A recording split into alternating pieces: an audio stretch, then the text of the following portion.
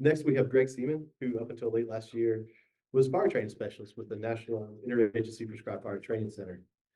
He has served many roles within the prescribed fire community and is a founding member of the North Florida Prescribed Fire Council. Greg's now enjoying retirement, but has graciously stepped in here today to provide us a history of our council. Greg.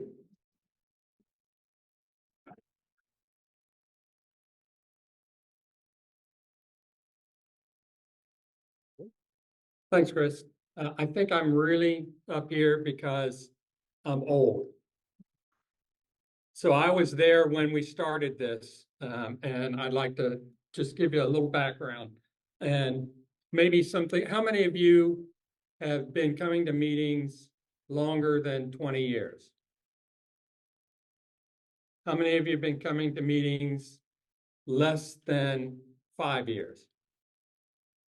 Okay, so there's going to be some of you that go, yeah, I know all that. And some of you, and you can just, there's something to drink and eat out there if you have to.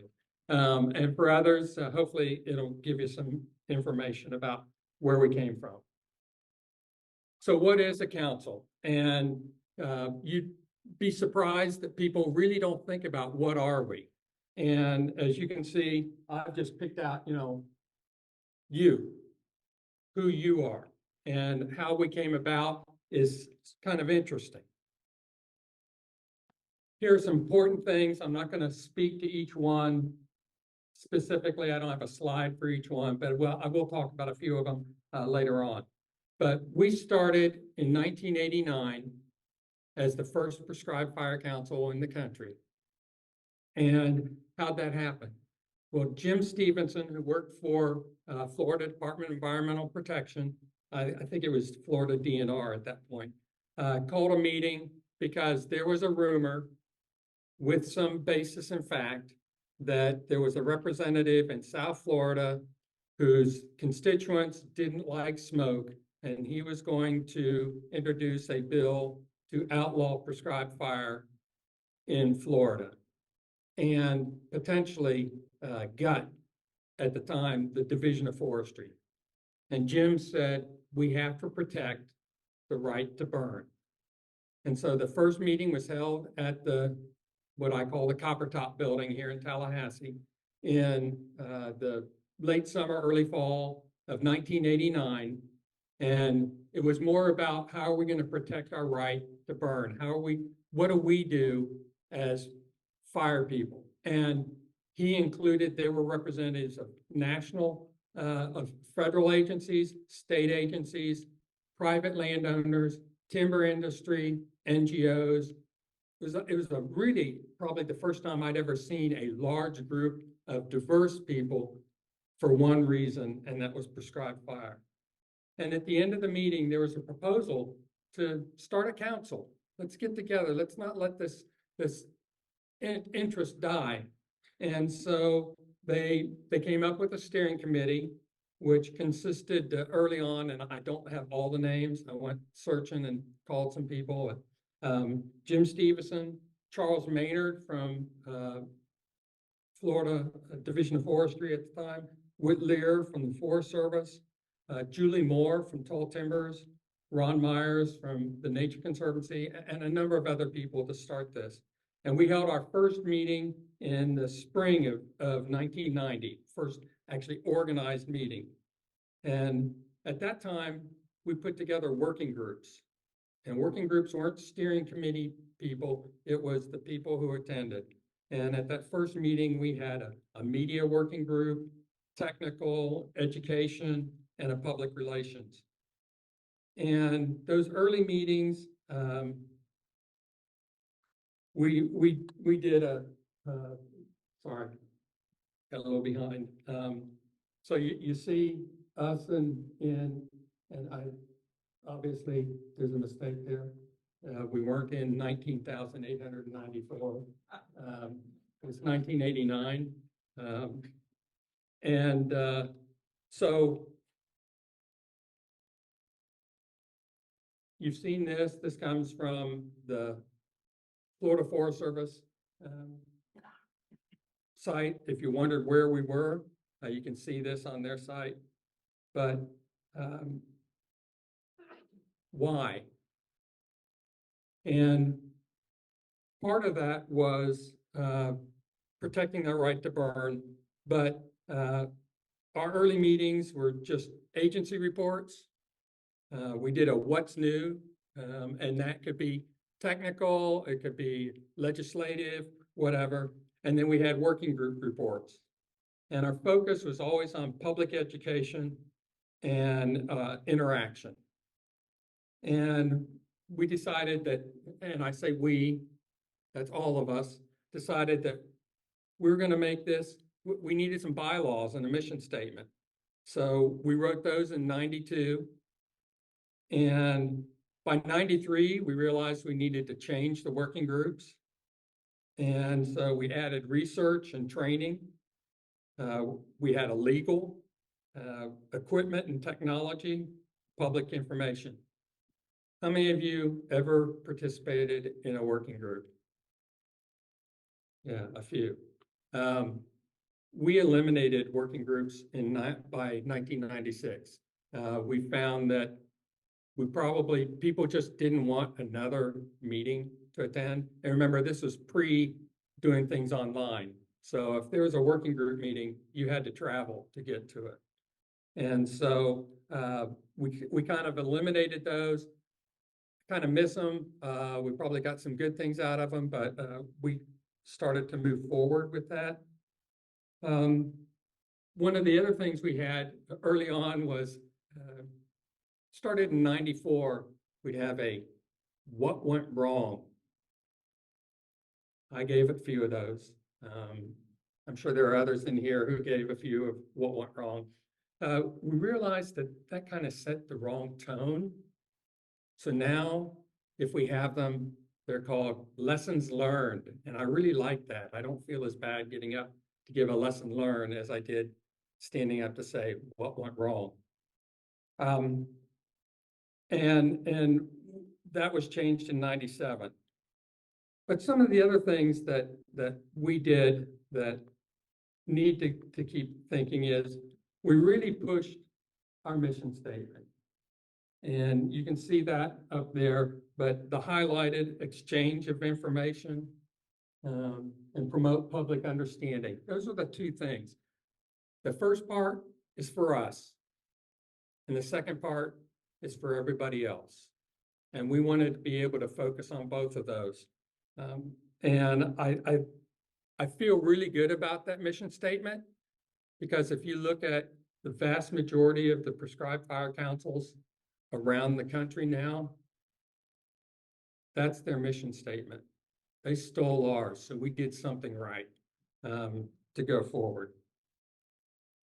We began doing county resolutions in 94, 95.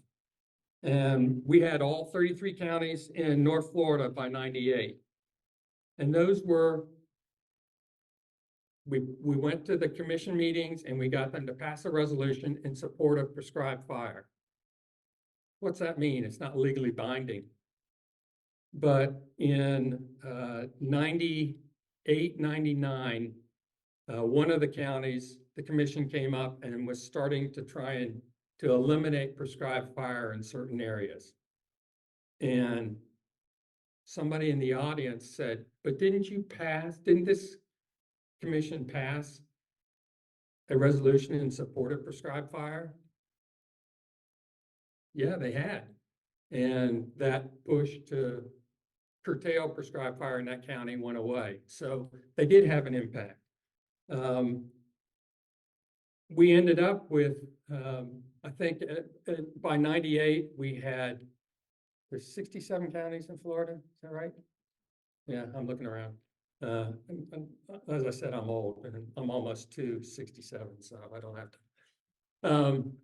66 of the 67 counties had passed a resolution in support of prescribed fire, including the county where that representative was talking about eliminating prescribed fire. So I think those made a difference. How did they make a difference? We then took all those resolutions and took them to the governor. And that came about because Joe Ferguson, who was working for the U.S. Forest Service, was coming to a meeting. And I don't know how many of you listen to the radios and hear those, hey, today is National Dark Chocolate Day. Today is International Bird Watchers Day, whatever it is. He heard those coming in. He said, why isn't there a National Prescribed Fire Day? And he said, we need to start pushing that. Well, we were the North Florida Prescribed Fire Council, so let's start with Florida. And we started doing days at the Capitol. And we did 2 or 3 of those where we showed up. We had displays up on the top of the Capitol, and we went around, and 2 or 3 people together and gave brochures and little magnets to every representative and senator in support of prescribed fire. And that eventually led to Prescribed Fire Awareness Week, which was the first in the country for that. Some states now have Prescribed Fire Awareness Month. They have 2 weeks, but we were the first. It began in March, and it's now the end of January. And I'm looking around just to make sure at my cheat over here, John Sadler, to get the thumbs up. But those were small, but I think they had a big impact by pushing forward what we can get done. You can see our objectives. No, I'm not going to read them, but those are the objectives that both us and Central Florida have agreed upon.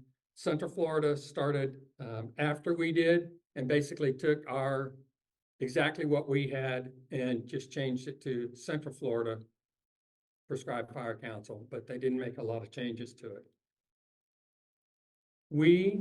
North Florida is a volunteer council. There's no dues. You have an interest, you're a member, you show up, you're a member.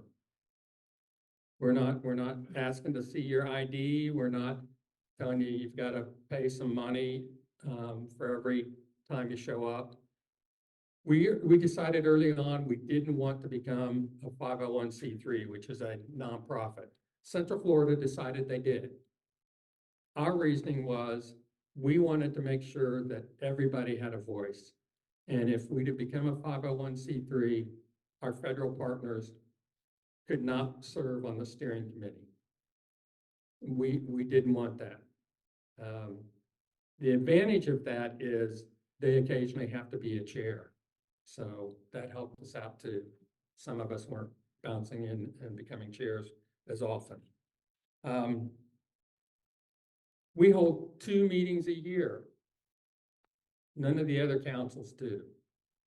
Why do you think we hold 2? Look at how far we stretch out. If you were in Jacksonville and had to go to a meeting in Destin, Niceville, that's a drive. So if we can hold 2 meetings a year, one in Tallahassee in the middle, and one time to the east, the next year to the west. Particularly when the Florida Forest Service came up with you needed a continuing education credits, and this was one way to get it. It allowed people to have that opportunity to participate in these meetings. I mentioned some of the accomplishments, and we'll talk about a few of those things here. Prescribed Fire Awareness Week. We no longer have a big deal at the Capitol with the governor and cabinet, and that's okay. They're really not the people we're trying to influence, but this is where I put it to you, challenge you. You need to be talking prescribed fire all the time, but you need to do something wherever you are during Prescribed Fire Awareness Week. Doesn't mean you have to do a burn, but you've got to find a way every year to get out and focus on that and let people know, let your local media know, however you do it. Because I think you'll see at the end, just because we're where we are doesn't mean we're going to continue to be able to do what we do. Oops. We started doing these fire festivals, and we've done a few. North Florida, the Red Hills and we've done a few, the Flatwoods in Gainesville, and they've been quite successful, anywhere from 700 to over, I think one year we had over 11 or 1,200 people at the one, up on Tall Timbers. So we're getting it out, and those are for the people who are your neighbors. And I think those have been highly successful for getting the message out. We also did 3 prescribed fire media academies. Those are all in the 90s, early 2000s. And we learned a lot from the first one. And I think the second and third one were better run because we realized we couldn't tell media people to be there for 4 hours to go through everything, go to the burn. We just had stations. We started the fire when the first one showed up, and we just kept doing them. I challenge somebody to think about doing another one. It's been a while. The media that we've had are not the media that are there now. So think about how do we get across to the media and let them know that fire is good and that we can keep pushing. We had, I don't get television, so I don't know if this is still going on. Anybody watch WCTV? Did they still put up the nightly burn? Nobody? Nobody else watches television either. Cool. They used to put this up, and I thought it was great. We tried for a while in the Gainesville area. I don't think we ended up ever getting somebody to do that. I know it was talked about by some weather people at stations in the Jacksonville area, but they never actually did a nightly thing. That'd be cool to get going, only because it allows everybody else to know, hey, if they're watching the weather, they're paying attention to it, they'll see, hey, they might be burning this week because, you know, there's some information there. And then our public education stuff. We've had numerous different bumper stickers. That middle is the magnet we used to give them. We used to, St. John's Water Management District did our printing, and we had a brochure. If anybody knows Nels Parsons, that's him on the front. We don't have a brochure anymore. Not sure we need one. I found over time, the longer I've been around, brochures are nice for filling up trash cans. People take them and they drop them as they walk out the door. So maybe that's not the best way. Bumper stickers work really well. I've got the bottom one on my truck, and I still get people in Publix parking lot stopping to look at it and asking, what do you mean? So that's a good thing. The upper one sounded really good for us. The public saw it as more prescribed fire means less wildlife. They weren't reading real well. So we then put flames around it. And they thought it just meant we were burning up the wildlife. So we got rid of that one. Sometimes you need to talk to people who aren't in fire, who do public service announcements and that sort of thing for their work to figure it out. Because we also had problems with our billboards. This beautiful prescribed burning, healthy forest and wildfire prevention. What the public see? That's an arsonist's arm right there, starting a fire in the woods. That didn't work. We finally went to this take a forest break. Had anybody ever see any of those public service announcements? They were great. There was one with a guy sitting at his desk, but he's in the forest. And it talks about this beautiful scene brought to you by good use of prescribed fire, but they never showed fire. People started getting them where to go, visitmyforest.org. And people started to get it.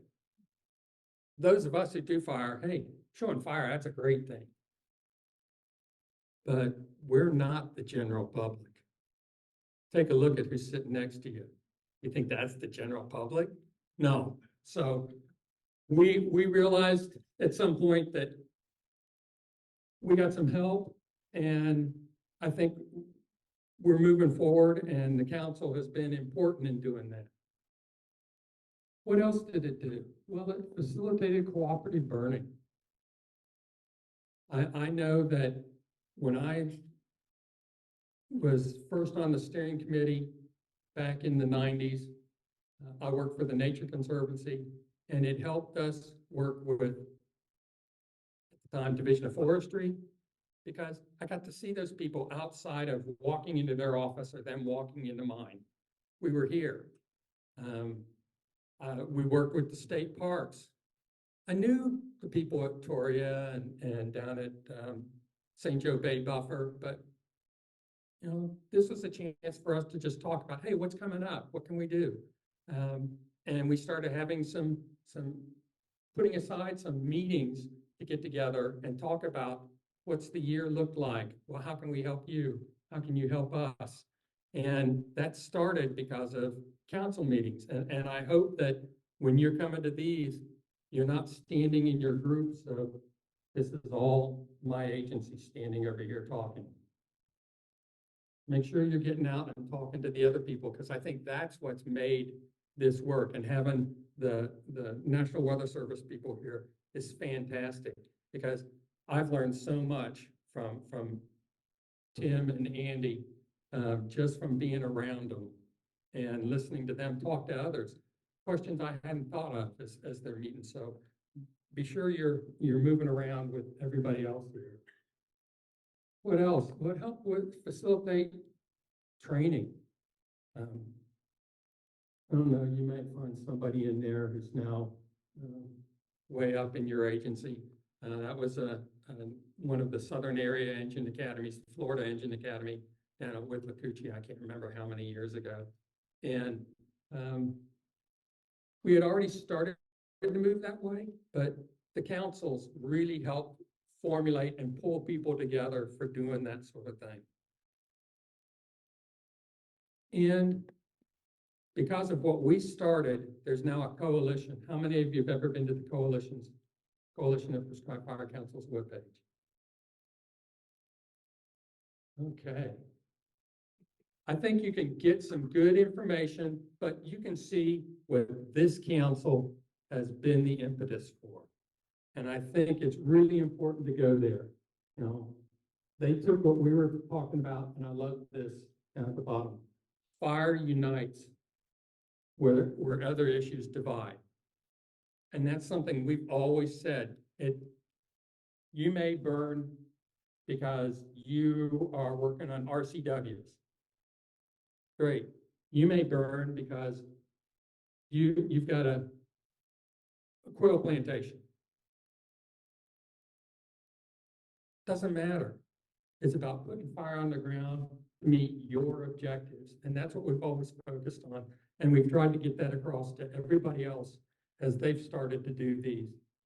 By 2006, there were 6 states that had fire councils. And that was North Florida was the first, with Central Florida after that, but that's one state. Then Georgia, South Carolina, North Carolina. Starting to sound familiar, doesn't it? Just kind of find out. Alabama, and Wisconsin. How the hell did we get Wisconsin? Where to go, Wisconsin? So you get an idea of what they're doing, and they're looking at the national level. But there's their map from 2022. I haven't gotten, they say there's an update with some more filled in. I haven't seen it, but look at what we've done. You know, we've got a little gap here. I don't know that we'll ever get that. And then I'm surprised we don't have some of this and this. This doesn't surprise me so much. I mean, Rhode Island, not a whole lot. I'm sorry, I'm not gonna go there. And at one point, there was one in Iowa and it fell apart. And I think part of the reason some of them have fallen apart over time is because of personalities and egos. And that's the one thing I can say about the North Florida Prescribed Fire Council from its very beginning. There's a bunch of egos on that steering committee, but they've always been there to protect the right to burn, to educate about that. And I think that's why we've been so successful. The big thing that has been worked on by the coalition has been, this smoke management and air quality. Love this. This was the EPA person in charge of the Atlanta office, and she's down at the Jones Center, and they were during a meeting, and they went out and did a burn, and they put them in Nomex and got them out on the fire, and they had her lighting, off this ATV, and she was really, I don't understand why you want to do this. And at the end of it, she said, so this has been really eye-opening. She says, now, as I'm standing here and we burn this side and I can see it burning, that side over there looks pretty much like this side did before we started. Shouldn't we? And I thought they'd sold her. She wanted to keep going. So we've been really successful, I think, from our small beginning to getting to where we are now. I do think we have some things to think about as we move forward through the 21st century. We always have to keep thinking about who are our partners, who are our potential partners. How do we get with them? That doesn't mean somebody who's necessarily always going to be somebody who's going to help me put fire on my ground, or I'm going to help them put fire on their ground. Partnerships can go way beyond just what we're doing on the ground. How do we get to being able to put fire on the ground? I think we need to keep thinking about that. I think we need to keep about those collaboration with neighboring councils. We've had 3 councils in Florida since '92. We've had 1 full council meeting. And that was I was trying to find the date and I couldn't find it. It was late '90s, early 2000. We held a meeting in Ocala, and the room held 750 people, and they had an overflow room that held 200 more, and there were people standing outside that came to that meeting. So now that I'm no longer on the steering committee, there's a challenge for the steering committee. Let's do another big council meeting. I think we've done well at the one public education message. I think we need to always keep thinking about it. I think we need to say it. If Lane Green, bless him, were here, he'd give you his prescribed fire as a safe way to apply a natural process for ecosystem health and to lower the risk of wildfire. I know I butchered that, but that's it. If we can always tell that, we're not saying, I'm doing it for this and you shouldn't be doing it for that. We can all do it for whatever reason is our reason to do it. I think we'll get the public and hopefully the legislatures behind it. And the advancements in all areas of fire research. I think that sometimes we tend to think of academia, and then there's us who put it on the ground. I think academia can do a lot for us if we're telling them what is it we need. So as you're looking at what you're burning and you're going, boy, I'd really like to figure out how to do this. I know how to do it, but you know, I like, that's where you start talking to the steering committee about who do they know, talking to your friends, who do they know who could put work into that? Because those people at the universities, they're always looking for a way to tie it back to what you do on the ground. And of course, the last one, you know, it's a changing world. And I'm not just talking about climate or population. A lot of things are changing. How we reach the mass, you know, the masses. I don't tweet. I don't Instagram, but it seems like that's the way to go. So if you don't do it, find somebody who does, who can tell your story. And that many agencies, one voice is what came up. And some of the quotes that have come from people out there, you know, think about that. Every day, this one, every day is a burning day until proven otherwise. If you're not burning today, ask yourself, why not? And it may be because you need to prep, you need to write plans. You know, every day is a burn day is something that we always said at the Prescribed Fire Training Center. That doesn't mean every day is an implementation day. But to be able to implement, you've got to get all those other things done. So every day is a burn day. And this quote from Dale Wade, you know, was done in '93, but I think it still holds true today. So take a minute to read that.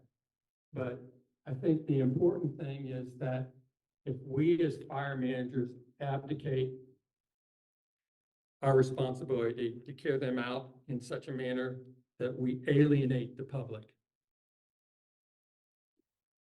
And this council is one of the ways we've put forth to continue to not alienate the public, to find a way to let them understand why we do it and why it's important. Because without their support, we don't go forward. So I think I've taken much less time than I hoped I was going to. So I'll take some questions, and then once that's over, you'll have a longer break. So think wisely about whether you want to ask the question.